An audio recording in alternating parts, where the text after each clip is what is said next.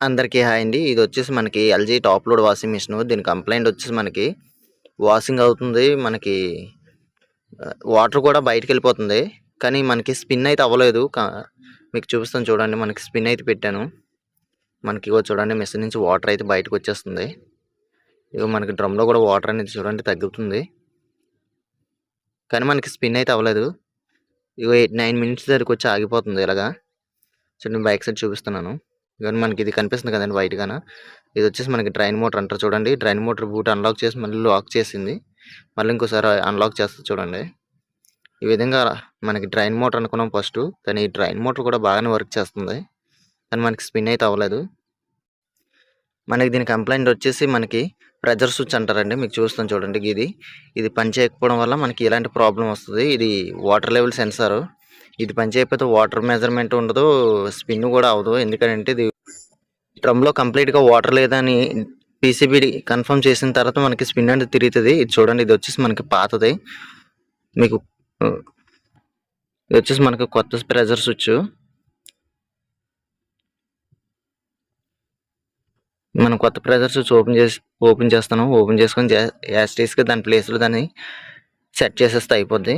దీనికి ఒక ట్యూబ్ ఉంటదండి. ట్యూబ్ నుంచి బయటికి దీనికి కిందకి కనెక్షన్ ఉంటది.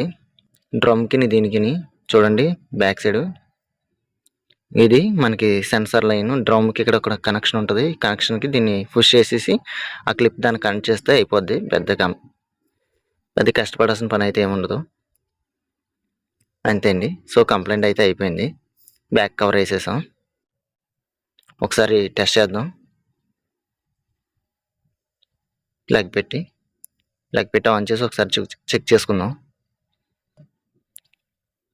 మిషన్ అయితే ఆన్ చేశాను. స్పిన్ పెట్టాం.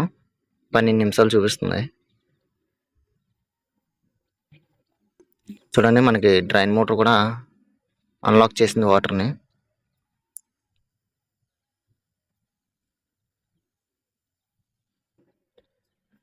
సో మనకి స్పిన్ అయితే స్టార్ట్ అయింది చూడండి. మీకు కిందని మన గేర్ బాక్స్ కదా మోటార్ తిరుగుతుంది చూడండి. మీకు డ్రమ్‌లో కూడా చూపిస్తాను.